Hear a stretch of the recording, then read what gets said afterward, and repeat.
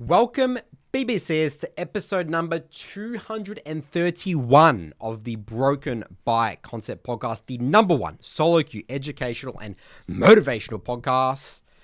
Curtis, it's a bit of a funny time of year. This is our first episode of 2025. When this episode is released, it's going to be literally, I think, 2 days or a couple of days just before the new season starts. So honestly, guys, we don't really have that much to talk about, but we always have interesting things, narratives, all that sort of stuff to be talking about, high level mindset wise, which applies to any time in the League of Legends season. So we're just going to go over a couple of posts here. So let's start off with a post here, Curtis, from Summoner Skool. This one was a really heated debate here. This one was titled, Everyone Needs to Play Jungle to Understand Macro and Timing. That's my take. We get laning tutorials, but no jungle tutorials. I felt like I learnt and improved a lot by playing jungle. You will understand timing for warding, for recall, when to gank, how to track enemy jungler, when to call an objective, and a lot of details that lane-oriented roles lack.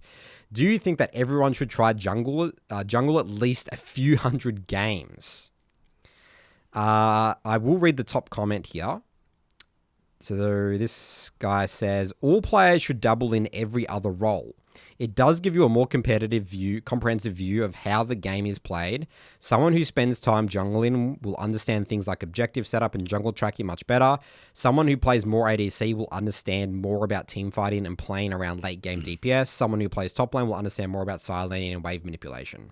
Right August has said that something he believes changed player understanding for the worse was role queue, because when you have to be able to play most roles at a respectable level, you just know more about the game and more coordinated with teammates when on your main role.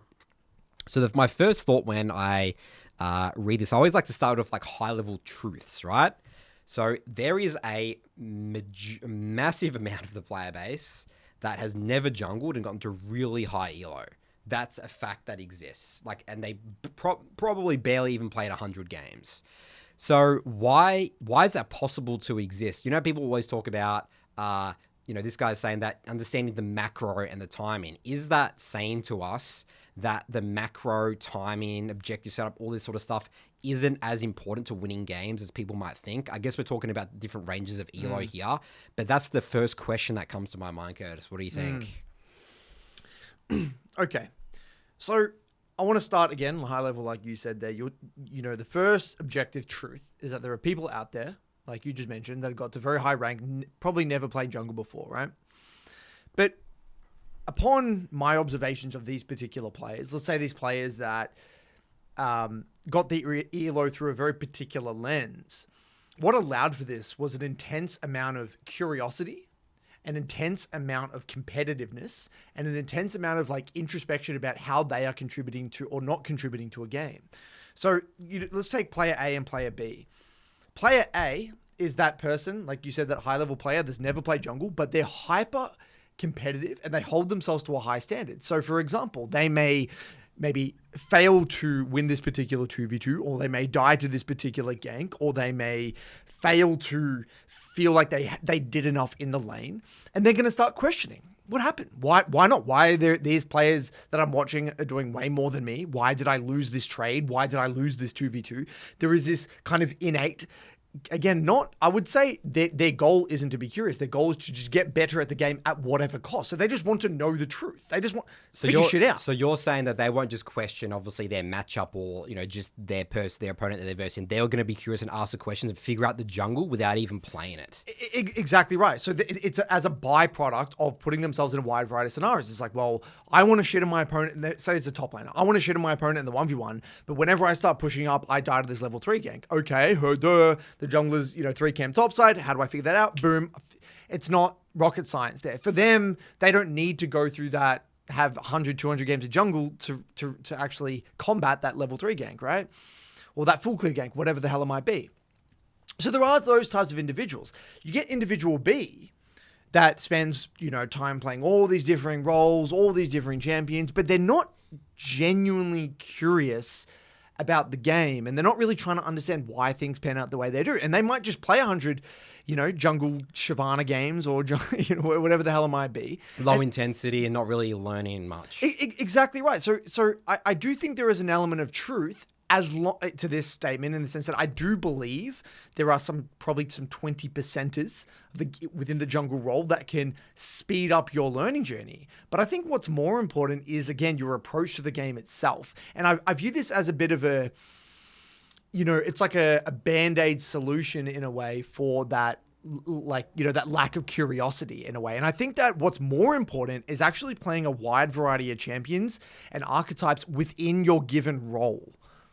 So if I'm a mid laner out there, or say you're a top laner, dabbling with tanks, dabbling with carries, dabbling with split pushes, champs like Renekton that want to group, whatever the hell, Jace, playing a wide variety of archetypes, I think you would get more out of that experience than spreading yourself thin across all 5 roles or the remaining 4 roles. Because again, the learning is going to be hyper relevant to your particular situation. So yes, I guess TLDR, I do think there is an element of truth to this, but I don't think this is like a rule per se. It's like there are probably certain people that would get value from it, and there's probably some other people that just don't enjoy the jungle role and they will get very little from it. And you can still learn a lot from observing in League. That is what I've found. Like, I've never played. I've probably played about 4 games of Caitlyn. I distinctly remember one of my Caitlyn games. I have actually a screenshot. Actually, if you can find it, Charles, and bring it up, I'll send it to you. We'll note it down. Actually, send me a message on Discord right now, or if you have your phone. Done. Of me going 2 and 20 on Caitlyn, and I think winning the game. And then someone said to Rippy or whatever, was like ADC's goated or whatever. So yeah, I've played 3 games of ADC, but I have a very good. I mean, people are gonna say no. This is true. You do. I think I have a good understanding of what certain ADCs want. I mean, I talked about it in an ADC episode, as much as that was a bit of a meme for me. I learned how Jin wants to sort of play in terms of Jinx. Like Jinx, I've actually been more since that episode. By the way, I've been more conscious of Jinx. Like, she's not that strong in those early fights and little things like that. But I think, Nathan, you have this knowledge among many other roles. Like, you've basically never played mid. But yeah, that's right. I think you have a pretty. When I verse you, you understand very well when you do have threat versus when you don't have threat on a particular laner. Same for top lane. I mean, you have played way more top than you have mid. So again, first-hand experience versing you, I think you're probably one of the best junglers that actually understands how to play around mid way more than other junglers that probably put way more games in that lane. So, but again, that is a byproduct of you. Again, playing with intensity, a lot of curiosity, observing, questioning this matchup, questioning certain sequences. I mean, when I went on my top lane spree as well, by the way, I would say that I didn't get much better at ganking top or understanding. I honestly, it was more about when I was playing top lane, I was learning how to play top lane, how to actually get through the first 10 minutes with a lead. Yeah, exactly. That's what I was learning. I wasn't learning about holistically about, they talking about, top lane, you learn how to split push and silence stuff. You can learn all that from a jungler. But do you know how deep you would actually have to go in your top lane journey to get to the point where you're min-maxing your split pushing as a top laner? It's the same with jungle though. Like, if you play 100 jungle games, I would say 50 of them you're not minimum. Even gonna get that far. You're gonna probably get your first 2 clears to a consistent level after game 80. Maybe, and then you've got 20 games to do some creative stuff. And then maybe you feel out what's good and bad ganks a little bit. Yeah. And so look, again, this is one of those things where I want to tie it back to, it depends on the personality and the amount of satisfaction and enjoyment you get out of it. Some people would, let's say, there's a top laner out there that they're just being super curious about figuring out how jungle feels and what it feels like to play it and understand it a bit better. If you're that type of individual, I think you would get a lot out of that experience because you're really going to want to do that. But if someone on Reddit said, everyone's got to play jungle, and then you're like, there's no way you can understand macro if you don't play jungle and timers. I mean, for example, ganking you is I have to do a calculus to figure out how to gank you sometimes in certain games because you know exactly. I feel like I understand ganking better than other junglers that I verse. Well, I don't really play jungle. Most laners will probably say that, but yeah, I do. You would be right. Man, you versed me in solo queue. You wouldn't say that I'm an easy person to gank. No. Right? Well, I mean, at that level, you have to stress. You have to really push your limit. You have to. Yeah. your ganks have to be clean, otherwise you get hard punished by just the enemy jungler or laners and True. stuff like that in general. But yeah, I mean, more so than like, let's say the difference between you and like a Master or Diamond 1 mid laner, obviously is very different, ganking that. But again, you barely have played jungle. Barely. That's a great example. So how do you possibly know? And I remember you were making some content as well for MLA, and you were asking me about timers and all that sort of stuff. Like again, all the hard theory, and you were like sort of shocked, but you know it all intuitively. You don't actually, but just from observation, the play patterns. Yeah. You don't actually need to know it, to play it to feel it. No, you can get all of the major 20%ers from a jungler's perspective as a laner, as long as you're like somewhat curious about why things happen. It's like, all right, I died to this gank. What path did they do? Okay, that makes sense. Or here, I nearly died to this gank or I had to, there's not many options. Like, I don't think jungle is one of those roles from a laner's perspective.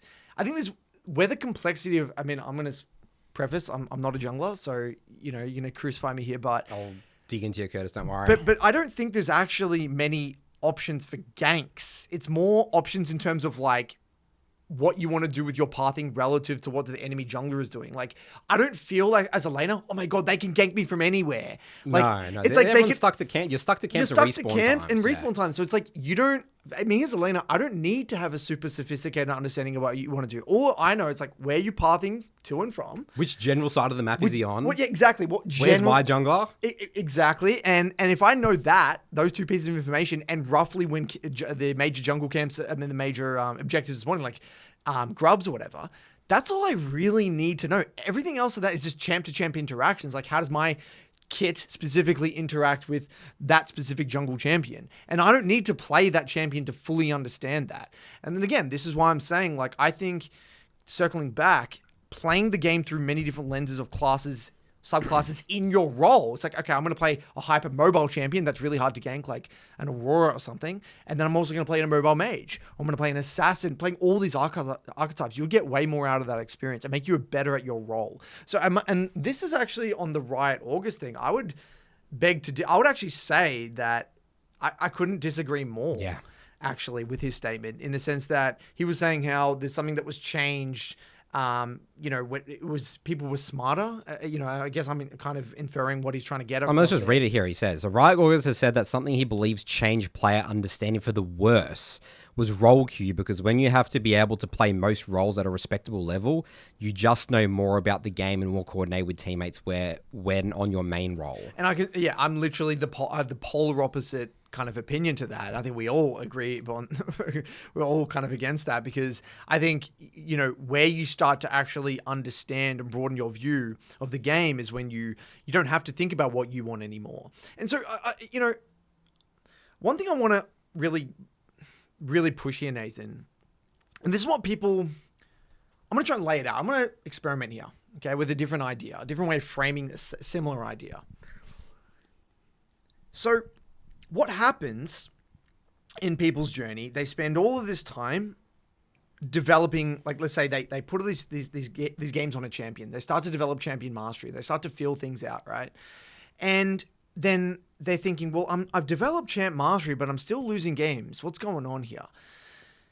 Then what happens? You either one or two things happens. You either expand your champ pool or champ pool cycle, and you begin to learn maybe the game through a slightly different lens and learn some different takes.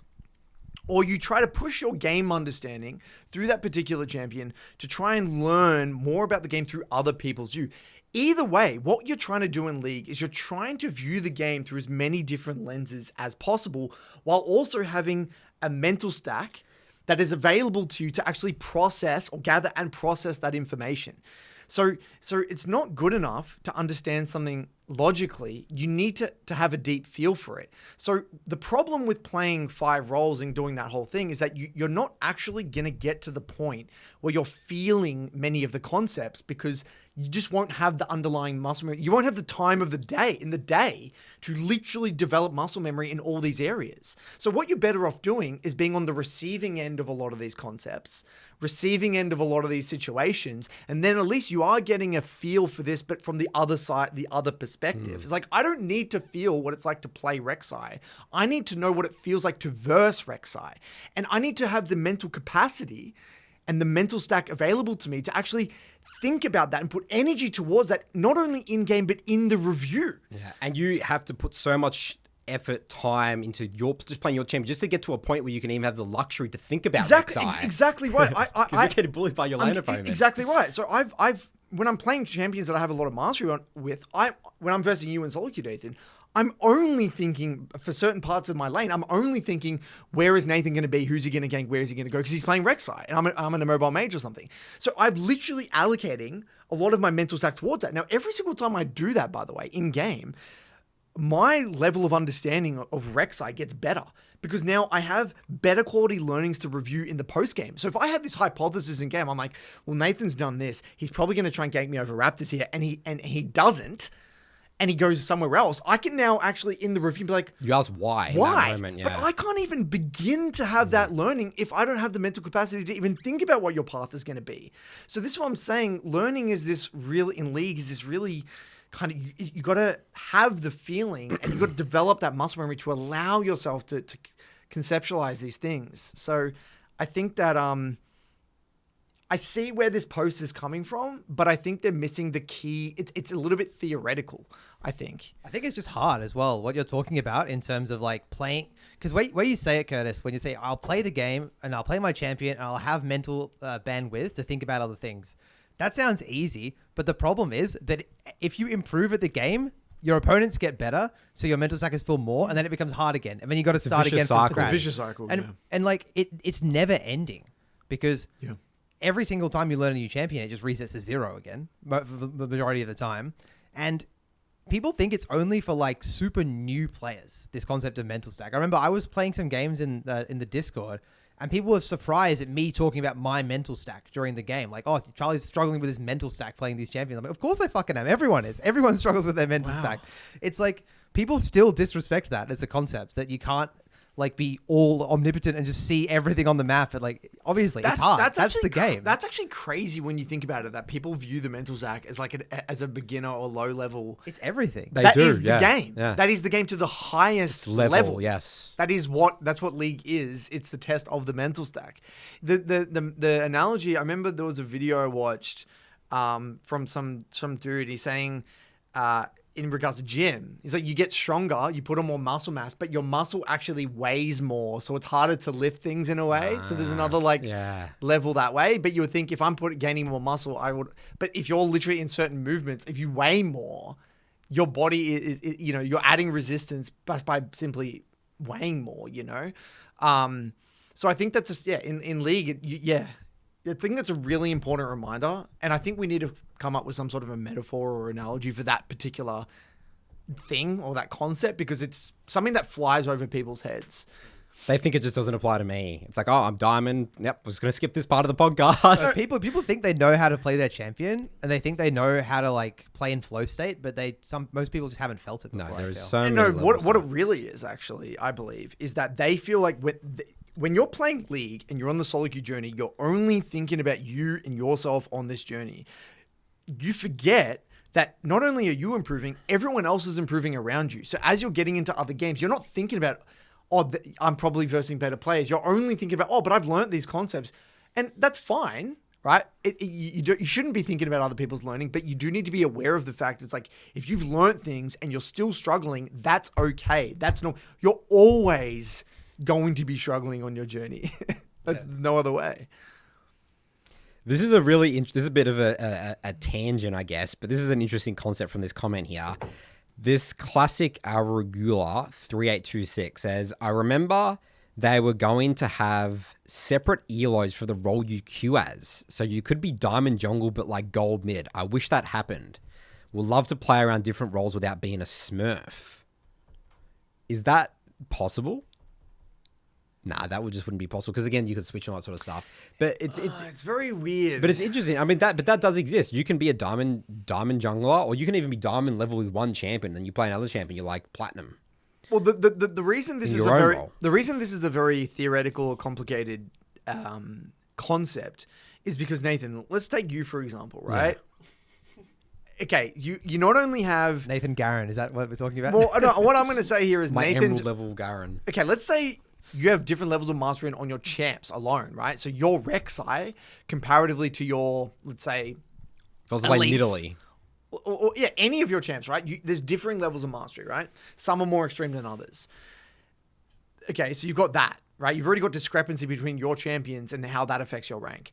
If we take that to other roles, right? The way I think about it is that you're going to have particular skills that are super, super high, and you're going to have some skills that are super, super low. Like Nathan on support, his lane in trading might be dog shit, but in terms of mid game, like he'll actually know how to position in team fights and know where to place vision and know how to protect his AD carry. So you've got this. It's like, how does the rank system? Maybe it like irons it out, but it would be a very weird experience, I think, to play if that was the case, because like. People that were truly gold, if you were like, say, perceived as gold support and you're playing in those gold games, you could actually feel like you're smurfing in particular areas. That's right. Some games or some scenarios, you would just completely take over the game. And this happened to you, Nathan. Remember, your laning as a top laner was horrendous. That's right. You would lose lane every game and then win in the mid game because your mid game understanding is so good. So it actually happened to Nathan in real time, like last year. It was actually similar to me with top as well. Remember when I would like win in mid game randomly? Yeah, with you top would. lane? It was a similar thing. But if I was that skill level and I lost lane in the way that I did, I wouldn't have the capability to actually win that game if I was actually like platinum or whatever it is, right? Yeah. So basically, again, it's not fair. That's still not fair. Yeah. Right? So that my point, it wouldn't be fair on the people that are genuinely that rank. That's right. Yes. I think it would just make the matchmaking a little bit weird. All right, moving on here. We've got someone from the MLA. I don't know if you remember who sent this, Curtis, but they sent It was Vanguards. Vanguards. Shout out to Vanguards from the Midlane Academy, who sent a little short clip from looks like it was a baseball podcast. Let's take a listen here and see what we can extrapolate from this.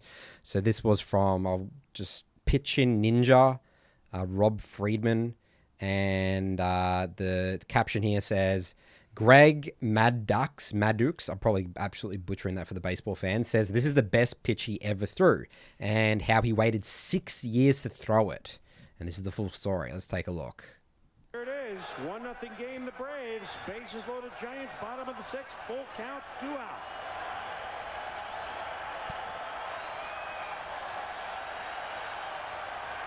Oh, he pulled the chain. Fooled Martinez, who was out in front of it, and again, the Giants do not deliver. Do you remember a specific best pitch you ever threw? There's one that stands out. You know, I had a game, I think it was my second year. It was the 11th inning, bases loaded, 3-0 count. Luis Alcé was hit, and I threw strike one, strike two, and I knew I should have threw him a changeup when the count got to 3-2. But because the bases were loaded, I was afraid to walk him. And I threw the fastball, gave up a base hit, 2 runs scored. I gave up another hit, ended up losing the game 3-0. And I said, if I ever get in that situation again, I'm going to throw a changeup. And about 4 or 5 years later in San Francisco, same situation. I was winning 1-0 in the 8th inning, had Dave Martinez 3-2, threw the changeup, got the swing and a miss. And, you know, it was like, you know, you learn from your mistakes. You know, you learn from your mental mistakes we were talking about earlier, and that was one I made. And I had to wait like 4 or 5 years to try to correct it. And, you know, it always helps when it works, too. I love this story so much, Curtis, because I can relate to it so much. And just for the people listening, like this is the level, this is what true competitors are like. Discipline, patience. Imagine that. This guy has not been, he didn't get this scenario again, but for some reason, this was such a painful experience. He said 4 or 5 years later, I'm in the exact same situation again, and then I pull it off, and then bam, it wins. It works for me. And I like that. This is so relatable to League of Legends because there is so many variables, so many situations. I can definitely talk from a jungle perspective, especially, was it 2 years ago where when I went on my rampage of like figuring out all these different scenarios of like invade options, like 3 camping to invade here, and I was learning all that. And a lot of those, again, didn't come up again until maybe it was like 5 games later, maybe it was 20, maybe it was the next year, the next season. But this is where reviewing, remembering things, and really like, we talk about curiosity, like really internalizing your learnings pays off. And this is the difference. This is the X factor of the best. People that are able to remember things, specific scenarios, it's such a painful experience. They're able to execute it 4 years later. Charlie, I want you to talk about that story from the scrims you were talking about before, about one of the players were pissed off at another one. You don't have to name names. Okay, I won't name names. But this was a funny story. Yeah, so there were 2 players on the team, jungler and some other role, I can't remember. And basically, the scrim ended, and in the review, one of the players was trying to discuss a certain timestamp in the game, like complaining about a moment, like trying to problem solve. Like, oh, when I went here, I wanted you to go here. Why weren't you there? Why didn't you do this? Basically just trying to break it down, right? And the other guy literally couldn't remember what occurred in the game. He was like, what are you talking about? I don't remember that happening. And the other guy who brought it up was so angry at the person for not remembering. He said, if you gave a fuck, you would remember. I remember everything that happened in that game. I could tell you what happened in my games last week. I could recite them to you because that's how much I care.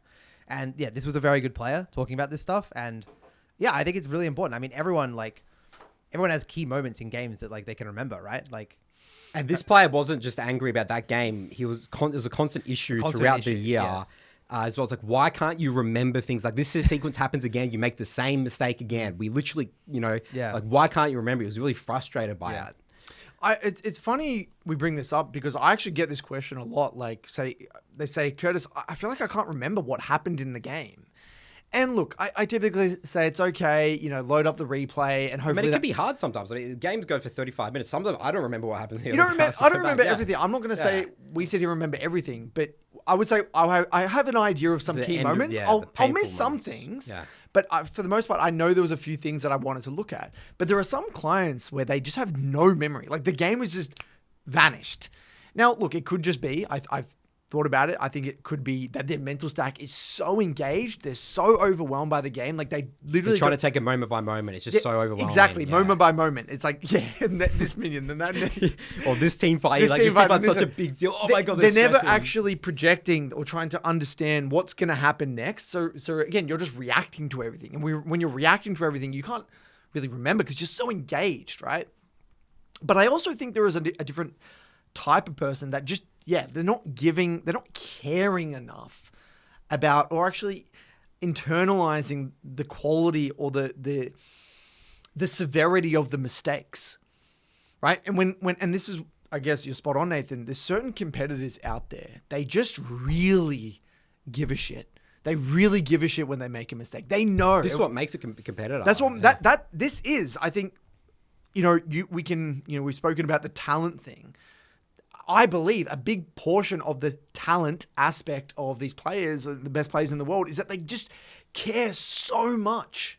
Yeah, I think because they care so much, they're actually reviewing the game as the game is happening, and then they get off the computer and they're reviewing the game, and then they're lying in bed and they're reviewing the game, and they're just burning these memories into their brain. Just specific scenarios. Yeah, They're going over scenarios 100%. Again and it's literally, but you're spot. I think the big one though, Charlie, is literally in the game. When they die, they're so angry. That's a great point. Learning on the fly in the game and like almost reviewing it in the moment. Yeah, that's something. Yeah, this is huge because I also think as well the way your anger is aimed and directed and like how it's integrated into your learning is super important, right? Because you can be angry and externally angry, and you're just like, you're kind of just projecting this anger just out into the void, and you're not actually curious about what happened. You're just angry for the sake of being angry.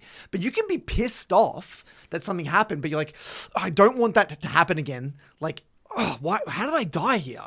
You know what I mean? And now that doesn't always mean that you're going to know the perfect response in that moment. Some people will. Some people can just be objective about what happened. But a lot of other people, they'll be like, okay, I know that was a shitty scenario. I can't afford to die here. I need to get in the review. I need to understand that.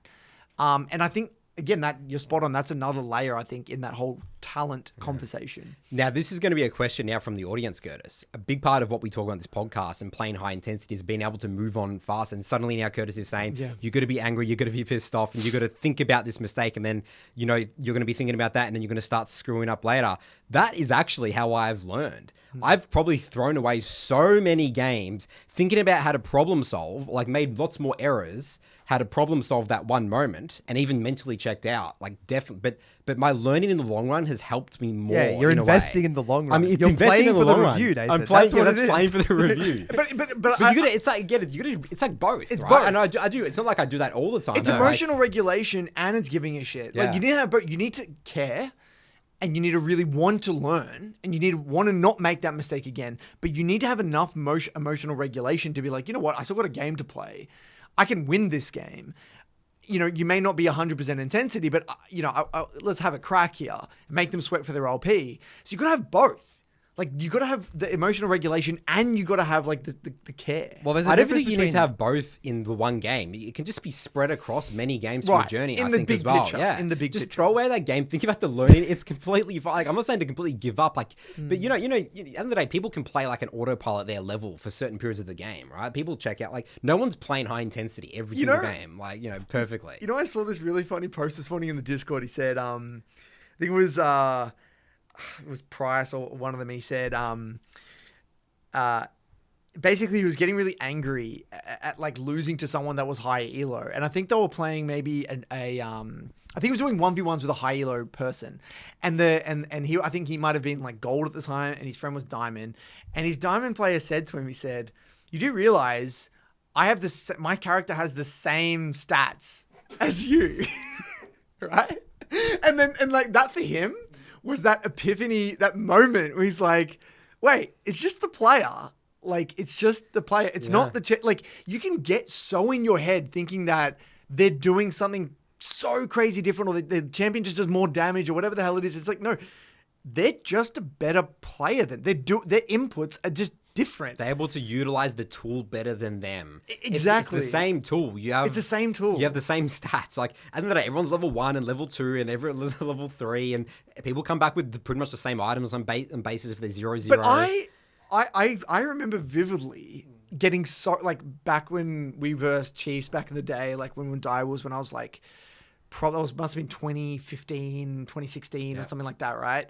I remember like vividly having feelings. It's like when Swiffer plays this guy, this other pro player, when he plays his champion or Claire plays his champion, it feels like they just do more damage, or it feels like they're playing a different champ. They're not playing the same game as me. It feels like they're not playing the same game as me. And I had a fixed mindset at the time. I didn't actually have the problem solving, even the approach to break it down. But if I were to go back and look at it, I could pinpoint very specifically. It's like, oh, they're just getting shoved off the first wave. Or they're just positioning differently. They're just hitting these abilities and I'm missing my abilities. There's things there. Now, that's not to say it can be frustrating, but it's if you don't believe that they're doing something different, if you don't logically try to actually have that come to that conclusion, yet no chance. They're squeezing the champions for all they're worth. I remember, Nathan, when you were learning top lane and we're doing 1v1s with you, we would play counter matchups a lot. And I remember I played Mundo into your Darius, and I would win the Mundo part of that Darius matchup every time, and then reverse win.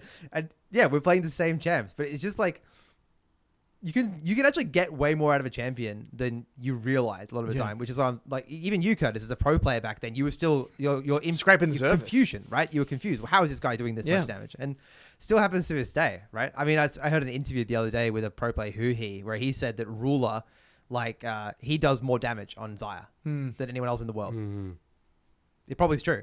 Probably squeezing that champ more than others, right? You just have to get specific and get to the details. You've got to get specific. Yeah. Again, he's playing League of Legends. He doesn't have hacks on. No. That's the logical thing is that he's just he's doing That's something. but that's how a lot of people think. They like to generalize. And that's where the anger, by the way, that's where I think most people's tilt comes from, is that they see something that they don't understand. It's like, I'm losing here. I'm losing this game, and I'm pissed that I'm losing this game. And they stay in that, because they don't immediately have the answer. They just like lose it. You know what I mean? Because they don't have that immediate answer. They're so confused. And I think you got to get comfortable being in that state. Like, you're going to be confused a shit ton in your journey in League of Legends. Yes. That's just it. Welcome to it. You get used to it. You're going to be confused at every stage. Even when you're Master Plus, you're going to be confused as fuck about certain things. And you might get angry about it, but let's just ask some questions. Let's be curious. Let's get into the details. We'll figure out there's answers for it. There is answers out there. People have figured it out. All right, let's move on to our Skool post for today's episode. I thought this one was a great one to share their learnings from their process in 2024. So this came from Nils. And the title of this is What I Learned from My Process in 2024. Happy New Year, everyone. 2024 was my first full year of League of Legends solo queue after playing a little bit at the second half of 2023. I want to list the things that I've learned for my process and how I'll use these learnings in 2025. The first one, number one, I can improve, I can climb, I can win. This is something that was really important for me to learn when I started playing League. I played with friends that had a higher rank and I entered my first 50 to 80 games of League straight. So I had the mindset that I'm just bad and I will not get better because I played against Plat Emerald players and despite me probably improving, I couldn't see any difference because of the skill difference. Actually, climbing from Iron 4 to Gold 4 showed me that achieving my goals is possible. I can get better at this game and hitting Platinum or even Emerald next season seems achievable. I think knowing how it feels to win is as important as knowing how it feels to lose. I think while most of my climb through Iron and Bronze were determined by in-game learnings, a big portion of me getting through Silver was mental. Number two, champ mastery is a big one. I always agreed with this BBC take, but I didn't understand it really.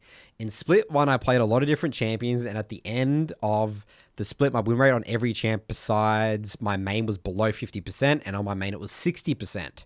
I will put most of my focus on champ mastery at the start of Season 15.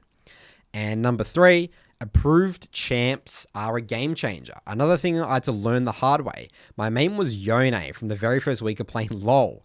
My Yone looks solid now, but I spend so much time at Yone. I probably played 1,000 Yone games last year and watched 200 to 300 VODs that I would actually be interested in how far I could have climbed if I used that time to learn a champ like Neferi properly. Speaking of Neferi, I saw myself clicking with most of the easier MLA champions after only a few games, while I struggle with Katarina, Yasuo, and Talon, even though I played them much more.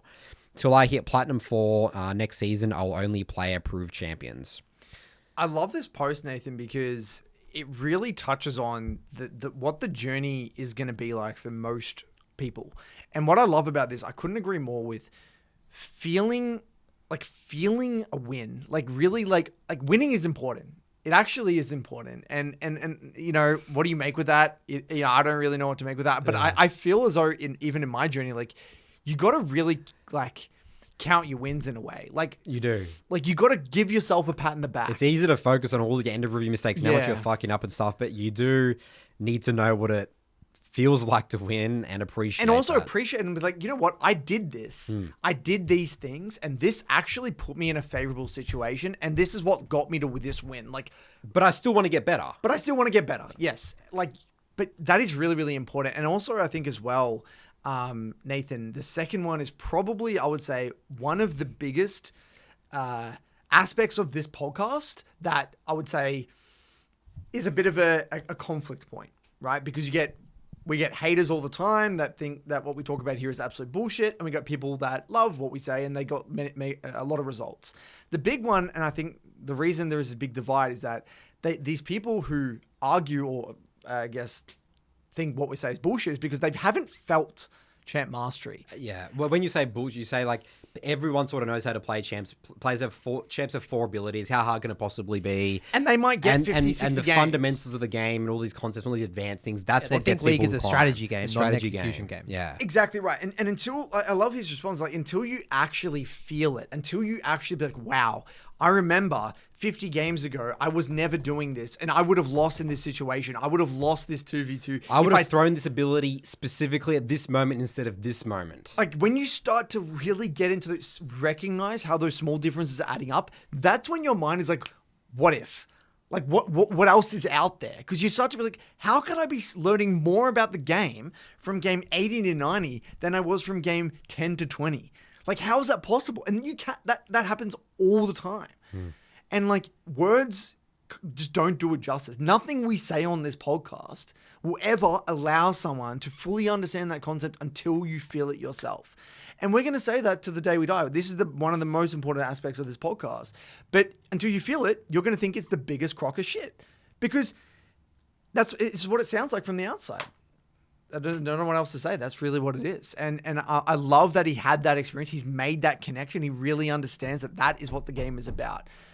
And when you have that realization, you're off to the races. Yeah. Him talking about playing Yone.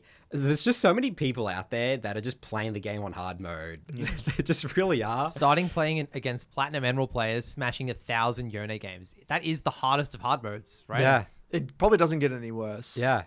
And it's really hard. And you know, the narrative, Curtis, always is that when people think about their ultimate learning journey in League of Legends, I got to play the hard champion because that's going to help me learn the game faster. That's what they always say. That's what like when someone's going to write down, it's like, okay, I'm going to start improving at League of Legends. That's the first thing they write on their list. Okay, I'm going to choose a really complicated champion because I will learn the most about the game if I play the hardest champions. That's what people that's on top of their list. Still to this day. Yeah. Even in our communities now. Yeah. I know I have to tell people every single time, and if you're in bronze, we recommend these champions. And I can tell they disagree. I already know they're dreading my response, and they still disagree with what I say. They still ask the question though. Because I can understand from them. They think that we're speaking down to them. That's right. We think we're coddling them. They think that we're saying, it's okay, little Timmy, you should just play this champion because it's going to be easier for you. No, it's literally the most effective, efficient. You're literally going to learn way more. It's not about climate, but learning the game. Yeah, you can actually learn the game. You can play a champion that's relatively easier to execute, so you can actually get your damage off. Learn how it is to win fights consistently. Learn how to like get a lead, close out a game. Learn what a free mental stack feels like, so you can actually play the map. And honestly, let's say there are 10 people and they all come into our communities and they say, you know what, we want to learn. Say they're all bronze and they want to learn the game through hard champions. Out of 10, how many do you think genuinely are willing to go through that journey and stick through it? Versus how many do you think are going to give up and then it's going to go back to the easy? Maybe one.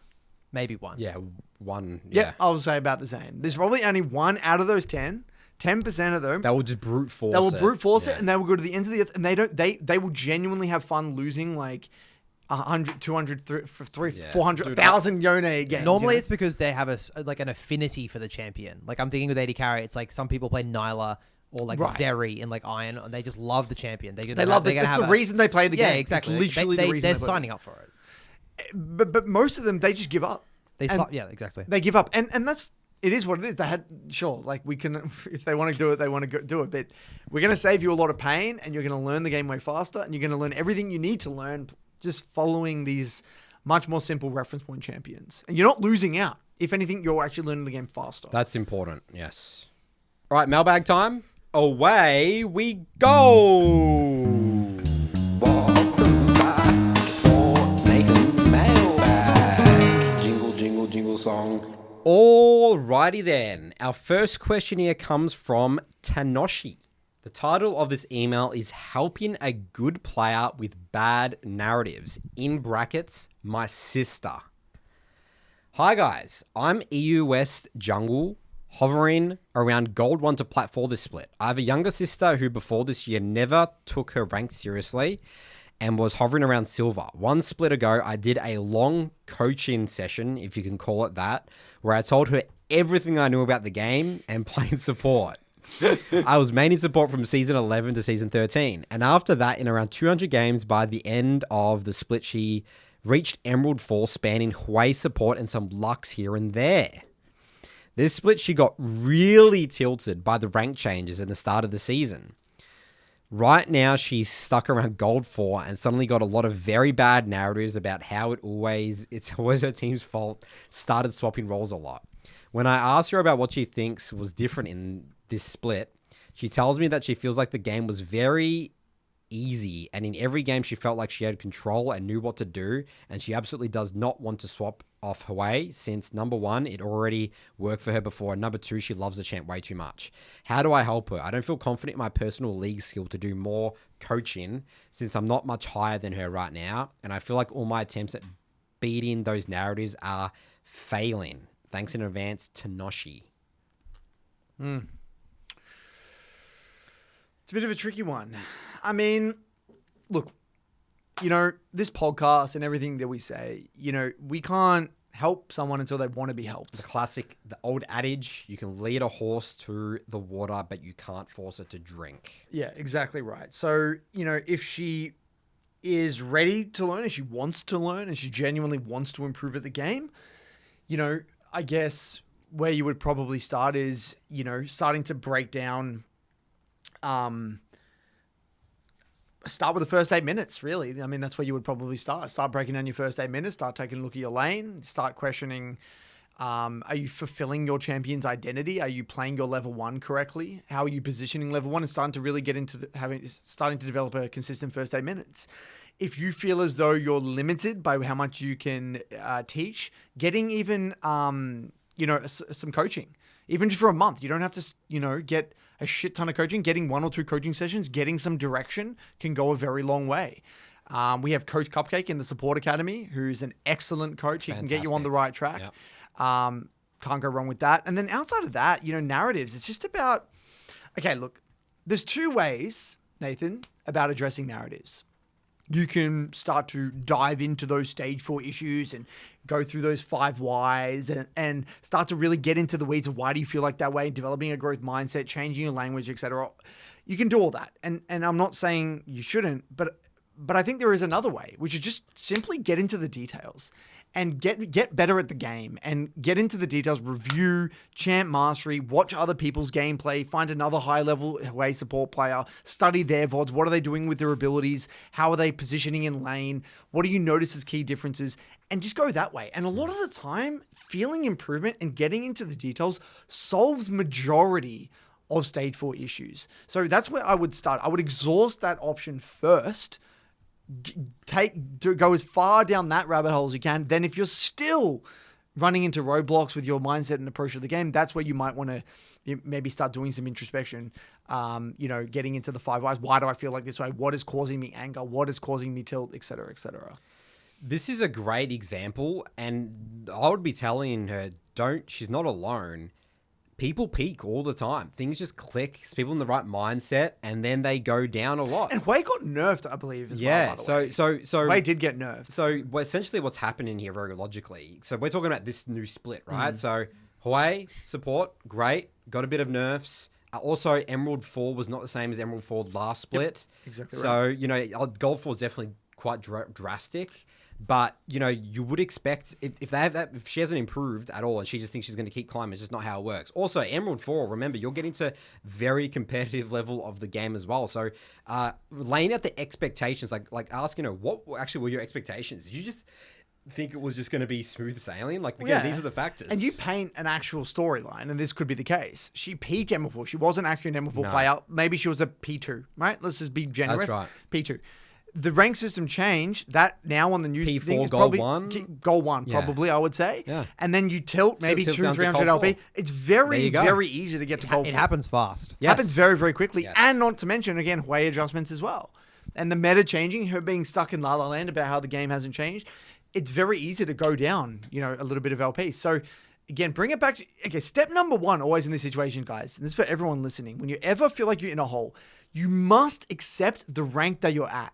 Yes. Stop thinking, I was this rank, I was playing at this level, I was doing XYZ. No one gives a flying fuck. The game doesn't give a flying fuck. The first thing you need to do is erase that. What are you doing right now? What is your level play right now? And just humble yourself with the game. That's where getting help can help. Maybe even if she doesn't want to get coaching, she can even reach out to other people. If she knows any other people that play League. I know times where we've had to help each other and just show each other what reality looks like. It's we're having all these breakdowns. It's dude, look at how you play the first 3 waves. Just get a friend to look at one death. Absolutely abysmal. You know what I mean? Yeah. It's so easy to see it. Well, it's not easy to see it yourself, but it's easy for other people to see it. 100%. Yeah, even if they don't even main the roles, just hey man, what do you think about this play here? How do you think I could have played this better? Getting someone objectively to take a look at it. 100%. I love that. It's really good. We've also got a Hui guide on Skool for free. It's a Hui mid guide, but there's a lot of mechanics in there, which can maybe give you a fresh perspective on the champion. Ability usage. Yep, you can join in the description on our YouTube channel. All right, next one here. A bit of a success story rather than a question. Reflection after a year in the mid lane academy. This one comes from Price. Greetings, Charlie, Curtis, and Nathan. Started with Charlie. Incredible. What's his name? Price. Thank you, Price. You're my favorite listener. I wanted to write in since it's been a while and talk about what my journey has looked like through this year and how it's impacted my life for the better. Curtis may recall when I joined the Midland Academy originally at the tail end of 2023 and ended up leaving after a month due to my mindset not being ready. Fortunately, I did rejoin at the beginning of the year and I can't understate how happy I am that I did. From just a league perspective, my ability to enjoy the game has significantly deepened as I can see success in small wins/plays or even just recognizing that I can see those opportunities. I feel as though I was playing the game blind all these years before this. My way of thinking about improvement or tackling problems in and out of the game has been completely transformed, and I frequently find myself looking at IRL problems through the lens of league. Even how I speak about the game or hear others speak has changed. I struggle to listen to people rant about things they perceive to be out of their control. Now I think I'm learning how to convey WTL concepts to people on top of my own personal journey. When I look back through the year, I can see a learning arc through each split. Split 1, reaching an incredible peak rank but not being satisfied with the pool. I used to get there, swap into a more difficult champion, and struggling through split 2 to split 3, seeing the difference every game. The impact of the mindset change brought by Curtis, Tim, and AJ specifically have had far-reaching effects for me. What I consider the most promising aspect of my journey now is that I originally saw Grandmaster as the end of the road. Despite not achieving it yet, I now think that even if I do trace it, still have a road to walk. I think we mistyped that one. I think you mean maybe if he still were to achieve it, maybe? Yeah, still to achieve it. Yeah, still have a road to walk. It's still going to be a hard road. Either through delving deeper in mid or swapping into other roles and learning their intricacies, I feel like I've only scratched the surface. Here's to hoping League will last long enough for me to explore all of the roles as much as I have in mid. Thanks again for making such a high quality service. It has truly been a transformative experience. Can you check his OBGG? I'm pretty sure I thought he did get GM. Yeah, he did. So He got GM. Grandmaster 400 LP. He got GM. Oh, wow. As a Jace player. This was 9 days ago, sent this email. Yeah. Wow.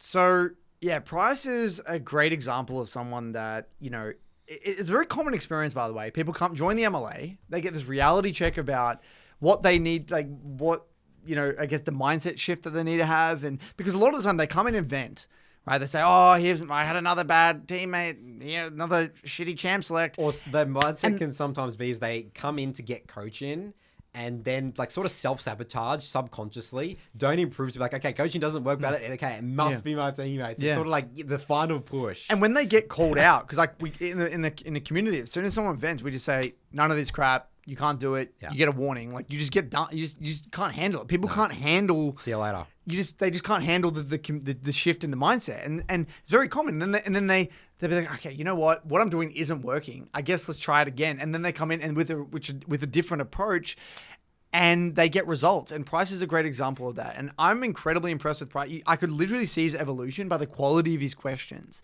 You know, you would see terrible quality questions such as like, you know, how is this fair? Or this is what he would start with. Yeah. And then it's like, okay, what do I took this trade. How can I take a better trade here? You know, just getting into the details. And he really min-maxed his like early lane, like studied high level VODs, you know, really went deep on Champ Mastery, did everything, and he's got the results. He's in Grandmaster, which is an incredibly high rank, very, very crazy achievement. So thank you for trusting in the process. Thank you for listening to our advice, and thank you for being a great community member. And people are inspired by him now, and people look up to Price. So that just shows like now he's the one having impacts on other people's lives rather than now just him getting his life changed. Now he has responsibility. That's a responsibility. Yeah, 100%. Awesome story. The big one I want to highlight there is he says how he spoke about the game change. This is a really big one. How you speak about League. You speak about, you know, your language. People think that you can just vomit out words and it doesn't affect you subconsciously. It does. It really does. So that's a really big one. Be mindful to our listeners there. How do you talk about League of Legends? How do you talk about your teammates? How do you talk about your mistakes? Yeah. Like, are you know, that's why I say we tell people to be kind to yourself. It's like, it's okay you're gonna fuck up. Like when people like, they make this giant, they like abuse themselves when they make mistakes. Like, dude, okay, yes, you could have done this better. Okay, what do we take away from it? Move on. Rather than being like, oh, I'm so bad. I don't deserve to be in this ELO bracket. Oh, I should just quit the game. It's not my game. Or the classic, like, this is Come OP. on. This is, this patch, everyone, my teammates suck. Going down that route as well is just obviously not helpful at all. 100%. Beautiful email. All right. Well, that wraps up our filler episode before the start of next season. And next episode, we will be talking about hopefully playing on the new patch, right? Yes, we would have experimented. Yeah, we would have played. Probably maybe only a couple of days. Okay. But we'll talk about our findings. I could put in some games. It's okay. There we go. Charlie will sacrifice himself to do 20 games a day. The season starts. I'll pay the price. By the way, the ranked instantly starts. By the way, Mm. yeah. So it's just everyone's going to jump straight into it. New changes, ranked season starts instantly. All right, guys. Good work. Keep on improving 3-block process. We'll see ya in season 15.